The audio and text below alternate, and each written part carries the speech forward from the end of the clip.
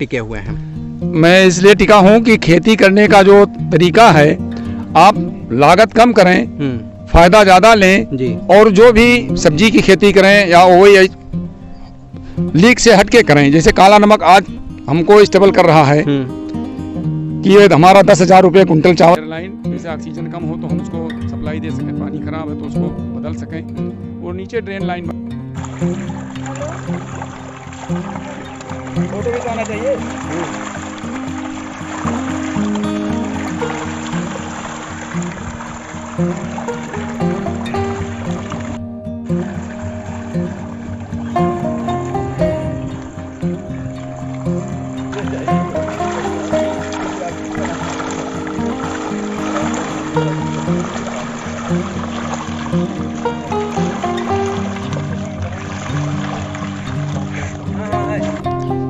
दोस्तों नमस्कार, मैं हूं धर्मेंद्र पांडे और आप देख रहे हैं पंचायत पत्रिका। आज हम लोग बात करेंगे खेती और किसानी की। जैसा कि आप अभी सुनते आए हैं कि खेती जो है बहुत ही घाटे का सौदा साबित हो रही है। इस साल जो है बारिश भी नहीं हुई, किसान बहुत ही परेशान है, हालात कुछ अच्छे नहीं हैं। तो कहीं पे ऐसा भी हुआ है जहाँ पे बारिश हुई है, बहुत ज़्यादा बारिश हो गई है, इस वजह से भी हालात वहाँ पे ख़राब हो गए हैं। ऐसे में हम लोग भानपुर तहसील में हैं, बरडिया गांव है ये, और यहाँ पे हमारे साथ प्रगतिशील कृषक हैं अरविंद बहादुर पाल जी। ये जाने जाते हैं ऑर्गेनिक खेती के लिए और अपने तरह तरह की जो क्रिएटिविटी है खेती में और मछली पालन में जो क्रिएटिविटी है, उसके अलावा बागवानी में जो क्रिएटिविटी है, उसके लिए आप यहाँ पे बहुत ही फेमस हैं। इस कड़ी में हम इस एपिसोड में शामिल करते हैं इनको और जानते हैं कि खेती किसानी कैसे आखिर की जाए कि यहाँ पे लाभ भी हो और किसान जो ये तंगहाली की स्थिति है इससे बाहर निकल पाए। तो सर बहुत बहुत स्वागत हमारे चैनल पे आपका। जी नमस्कार। सबसे पहला सर सवाल हमारा ये कि जैसा कि लोगों के अंदर ये भ्रांतियां हैं कि खेती किसानी बड़ा घाटे की सौदा साबित हो रहा है, तो क्या आप कहना चाहेंगे कि आप कैसे अभी तक टिके हुए हैं? मैं इसलिए टिका हूँ कि खेती करने का जो तरीका है, आप लागत कम करें, फायदा ज़्यादा लें जी। और जो भी सब्जी की खेती करें या वही लीक से हटके करें। जैसे काला नमक आज हमको स्टेबल कर रहा है कि ये हमारा 10,000 रुपये कुंटल चावल हमारा चला जा रहा है, तो हमारा ज़्यादा फोकस काला नमक के ऊपर है। और जो सामान्य धान है आज सरकार ने उसका भी रेट बढ़ा दिया है। और लागत कम करने के लिए हमारे डीपी, यूरिया और कल्टीवेशन कम करना, हमने लाइन सोइंग भी 2 एकड़ कराई है। अच्छा। जिसमें आपके पलेवा लगाने का और रुपाई का दोनों का खर्चा हमारा बच गया जी। डायरेक्ट लाइन सोइंग हो गई हमारी। ये तो बात हो गई फसलों की। दूसरी बात, आप मछली पालन में भी अच्छा कार्य कर रहे हैं और मछली पालन में जैसा कि हम लोग भी देखते हैं कि सड़कों के किनारे वो बोरी बिछा के लोग मछलियां बेच लेते हैं। बड़ा ही पक्का सौदा होता है कि मतलब पैसा इसमें फंसता नहीं है, लेकिन कुछ इसकी भी समस्याएं आती हैं। मौसम अगर प्रतिकूल हो गया तो मछली के ऊपर दिक्कत आती है, मछलियां मरने लगती हैं। समय से अगर चारा नहीं खिलाएगा तो भी मछलियां मरती हैं, या ओवर फीडिंग कर दी गई तो भी मछलियां मरने। तो कैसे कुछ इनको मैनेज कर पाते हैं आप? मछली ना ओवर फीडिंग से कभी मरती है और ना कभी बिना खाने के मरती है। अच्छा। मछली के अंदर जब मौसम उमस भरा होता है और बदली होती है तो पानी में ऑक्सीजन की कमी रात को 12 बजे से सुबह 8 बजे तक होती है। अगर धूप निकल गई तो तुरंत ऑक्सीजन बनना शुरू हो जाता है। तो इसके लिए आप ये एहतियात बरतना पड़ता है कि अगर आपके पास ट्यूबवेल है तो रात में 12 बजे के बाद पानी चला दें और पानी ऊपर से गिरे जिसमें लहरें बनती रहे पानी में, तो वो ऑक्सीजन मेंटेन करती रहती है। इसमें मछलियों का नुकसान नहीं होता है। अगर कोई कीड़े मकोड़े फंगस लग गए हैं तो आप पोटेशियम परमैंगनेट और चूने का छिड़काव किया जाता है जी। और ऑक्सीजन जब बहुत ही ज़्यादा कम हो गया है तो एक दवा आती है बिरबैक कंपनी की, वो जियोलाइट, तो 20 किलो की बोरी आती है, 700-800 रुपए की, 1 एकड़ के लिए वो पर्याप्त होती है। वो डाल देने से तुरंत ऑक्सीजन मेंटेन हो जाता है, हमारी मछलियां मरना बंद हो जाती है। अच्छा, मान लीजिए एक किसान है, वो इनिशियल लेवल पे खेती करना चाह रहा है या फिर मछली पालन में आना चाह रहा है, तो अगर हम मछली पालन की बात करें तो सबसे जो जरूरी चीज़ है उसको क्या क्या संसाधन होने चाहिए उसके पास कि वो मछली पालन का कार्य शुरू कर सके? उसके पास तो एक तो सबसे पहले पानी का स्रोत होना चाहिए। तालाब बनाने के बाद सबसे पहला स्रोत उसका पानी का होना चाहिए, फ्रेश वाटर का। फ्रेश वाटर के लिए सबसे जरूरी फ्रेश वाटर है और उर्वरा भूमि होनी चाहिए। अच्छा। क्षारीय भूमि होती है इसके पीएच के लिए 6 से 7 पीएच होना चाहिए इसके पानी का। कम होता है तो उसके लिए चूना डालना पड़ता है, वरना मछलियां फिर मरती हैं, ग्रोथ नहीं हो पाती है। पीएच कम होगा या ज़्यादा होगा तो ग्रोथ नहीं हो पाती है। तो उसके लिए अगर पीएच ज़्यादा है तो फिटकरी डालना पड़ता है, पीएच कम हो गया तो चूना डालते हैं, तो वो पीएच मेंटेन करते हैं। इसके लिए उनका ग्रोथ अच्छा होता है। तो अभी कौन कौन सी मछलियाँ आपने अपने पास रखी हुई हैं? अभी हमारे पास silver carp, grass carp, common carp, भाकुर, रोहू, नयन और विदेशी प्रजाति की है पंगेसियस और रूपचंदा, जिसको पापलेट भी लोग बोलते हैं, देसी पापलेट। अगर पंगेसियस की बात करें तो कितने अवधि में ये तैयार हो जाती है? देखिए, उसका बच्चा आज डाल के ठंडक हम रोकते हैं, उसको 50 ग्राम 60 ग्राम का करते हैं छोटी सी नर्सरी में, क्योंकि ये तापमान जब 12 डिग्री से कम होने लगता है तो ये इनकी मॉर्टेलिटी होने लगती है। अच्छा, ये बिना सल की मछलियां हैं, सिर्फ चमड़ी होती है, तो ये ठंडा पानी बर्दाश्त नहीं कर पाती है। अच्छा, तो ऐसे में वो मरने उनकी मॉर्टेलिटी होने लगती है। इसके लिए रोज पानी गिराया जाता है। अगर तापमान 10 डिग्री से नीचे आने लगता है तो पानी सर्कुलेट कराते हैं और जो वेरिएशन लाते हैं पानी में वेरिएशन लाते हैं और ऊपर से उसको सफेद प्लास्टिक से ढक देते हैं। अच्छा, धूप होती है तो खोल देते हैं और रात में ओस पड़े, ये तापमान गिरे ना तो उसको हम ढक देते हैं। अभी कितने लंबे चौड़े तालाब में आप जो है मछली पालन कर पा रहे हैं? अभी हमारे पास पंगेसियस का लगभग 4 एकड़ का मछली पालन है। 4 एकड़। कितनी लागत लगभग आई होगी इसमें? 4 एकड़ में लागत लग गई हमारी 24 लाख की। 24 लाख। अगर हम बात करें 24 लाख की लागत आपने लगाई है तो मुनाफे की क्या स्थिति रही है? इसमें 12 लाख का मुनाफा है। 12 लाख का। 36-38 लाख की हमारी बिक्री है। अच्छा, तो जो सबसे बड़ी समस्या आती है मार्केट की, तो आसपास मार्केट की क्या स्थिति है? मार्केट के लिए हमारे यहाँ तो कोई समस्या नहीं। व्यापारी आते हैं, 2 पिकअप 3 पिकअप 4 पिकअप जैसा मार्केट की स्थिति होती है। सावन महीने में सिर्फ बिक्री की तकलीफ होती है जी। तो सावन में हम निकासी नहीं करते। किन किन बाजारों तक जाते हैं आप? ये हमको कहीं नहीं जाना है, हम अपना जाल डलवाए, यहाँ से वजन किए, वो अपने पिकअप में भरे, यहाँ से कटरा, टांडा, बलरामपुर यहाँ लेके जाते हैं। वो सब व्यापारी लेके जाते हैं। तो निश्चित रूप से इस वीडियो के माध्यम से आप किसान भाइयों को समझ में आया होगा कि जो मछली पालन है वो वास्तव में अगर ढंग से किया जाए तो बड़ा ही मुनाफे का सौदा साबित होता दिख रहा है। अरविंद बहादुर पाल जी ने जो बातें बताई, जो गाइडलाइंस उन्होंने समझाया मछली पालन के बारे में, कुछ हमारी भ्रांतियां भी थी कि मछली ओवर फीडिंग से मर भी जाती है। ऐसा आपने बताया कि ऐसा कुछ नहीं होता है, क्योंकि आप यहाँ पे सारी कुछ चीज़ें प्रैक्टिकल करके देख रहे हैं। और हम लोग रुख करेंगे इनकी फसलों की तरफ, तब तक के लिए बने रहिए हमारे इस वीडियो में। तो अभी हम लोग धान की फसल में खड़े हैं और अरविंद जी से हम समझेंगे कि फसलों की क्या स्थिति रही है, ट्रिलिंग कैसी हुई है और इन फसलों का स्वास्थ्य कैसा है इस वर्ष, जबकि यहाँ पे बारिश जब तब रह के होती रही है।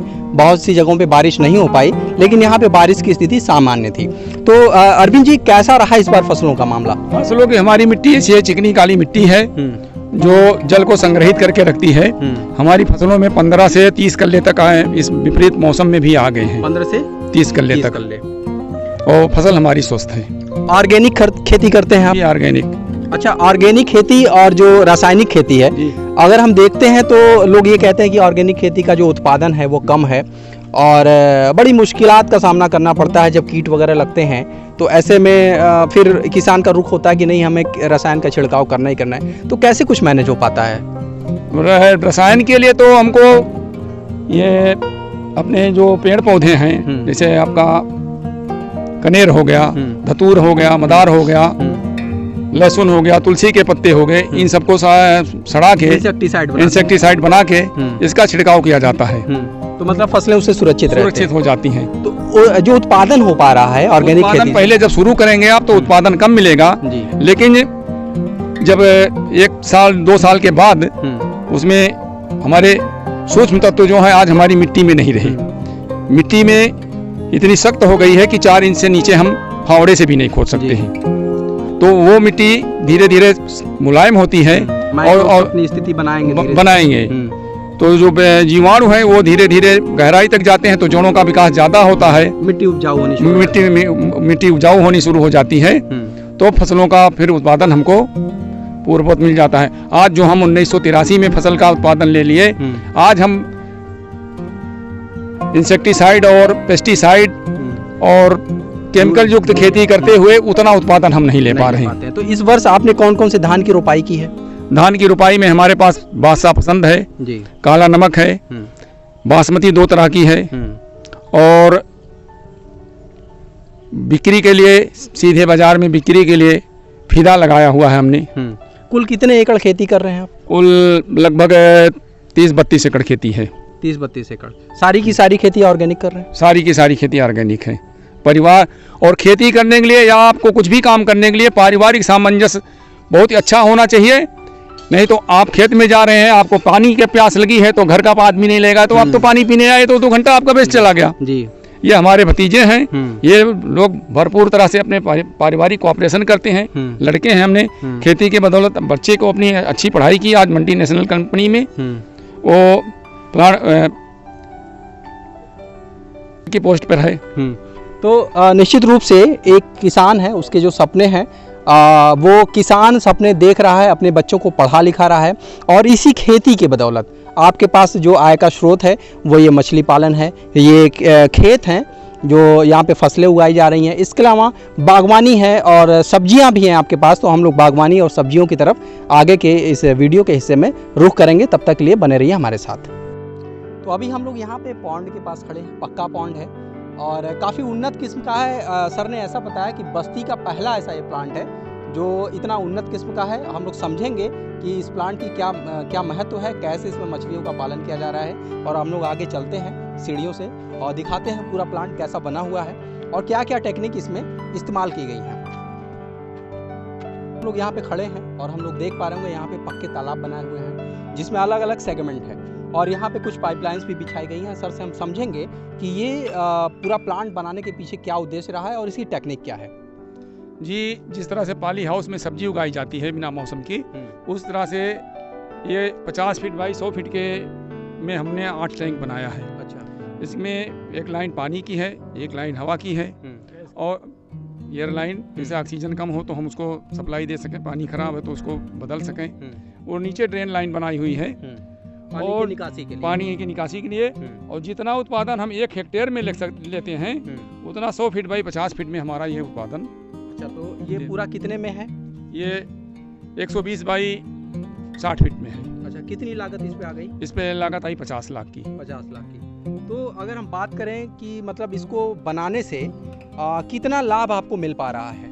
इसको बनाने से हमारा ये लाभ है कि बिना मौसम के भी जो मछली हमारी तैयार होती है, जब मछली सबकी तैयार हो जाती है तो रेट टूट जाता है। जैसे बिना मौसम में 130 से 40 रुपए में बिकती है पंगेसियस, और जब सबके यहाँ उत्पादन हो जाता है तो 100 रुपये के नीचे आ जाती है, 90, 95, 80 में आ जाती है।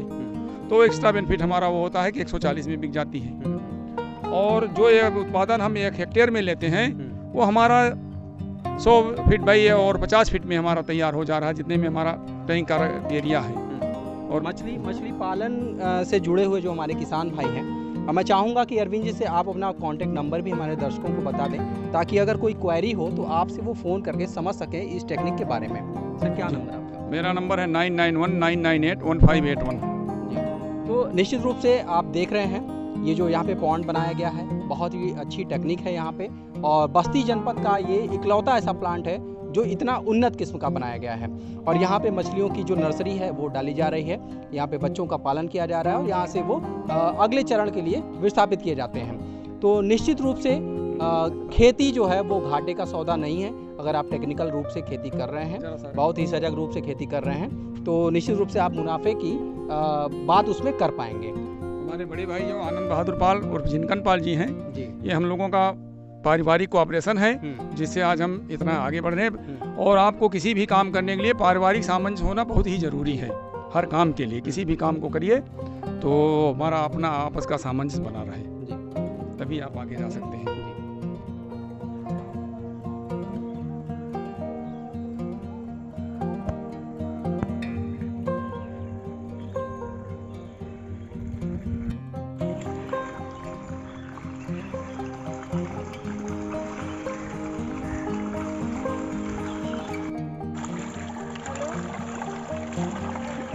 फोटो भी जाना चाहिए।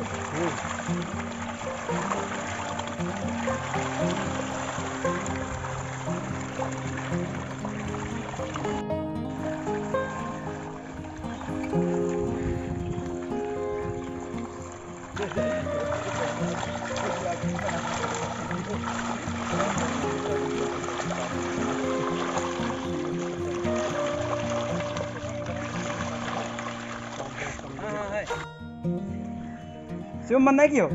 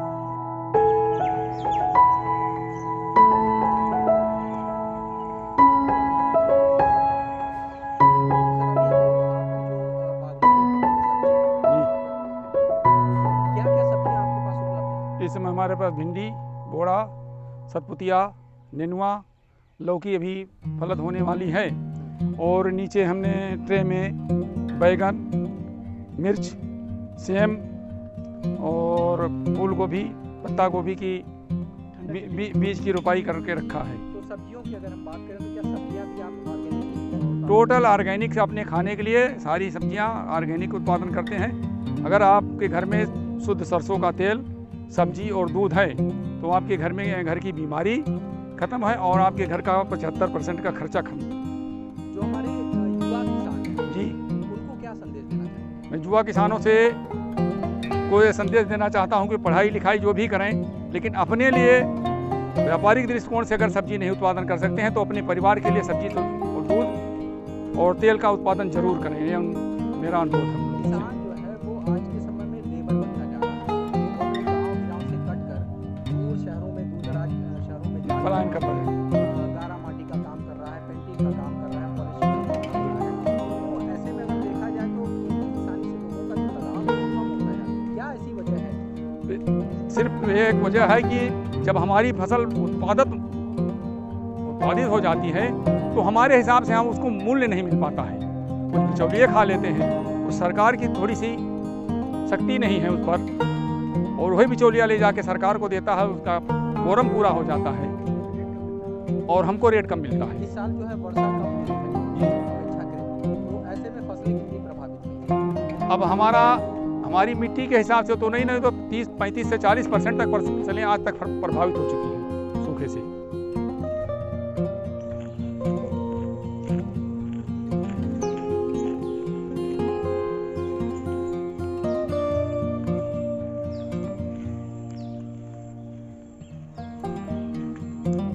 जी। जो पीछे सोलर पैनल लगा हुआ है कितने किलोवाट का है? ये 3000 किलोवाट का है और सबमर्सिबल है 2 HP। अच्छा, और एक हमारे पास 2 HP 1800 वाट का भी है हमारे इसको पास। लगा लेने से आपकी जो कृषि है उस पर लागत कितनी कम हो जाती है? एक ही बार लागत लगनी है, बाकी तो उसमें कुछ लगना नहीं है। जी। और इसमें सूखे के मौसम में हमारी फसलों को इसने जीवन दान दे दिया। तो ये आपने सरकार की अनुदान पे लिया था अपने पैसे से? नहीं, सरकार के अनुदान से मिला है। कितने का मिला था ये 57,700 रुपये का। ठीक। 23,500 का था 1800 वाट वाला।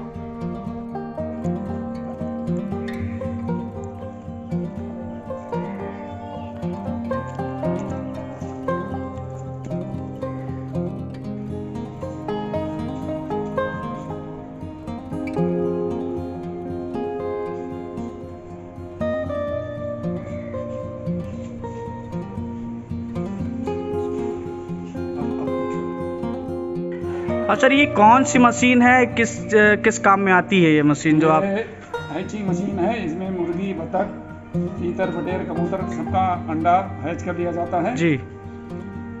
और ये पानी की ट्रे है, इसमें पानी रखा जाता है। हाँ इससे टेम्परेचर कंट्रोल होता है। जी। ये फैन है जी। जो एक्स्ट्रा गर्मी को बाहर कर देता है।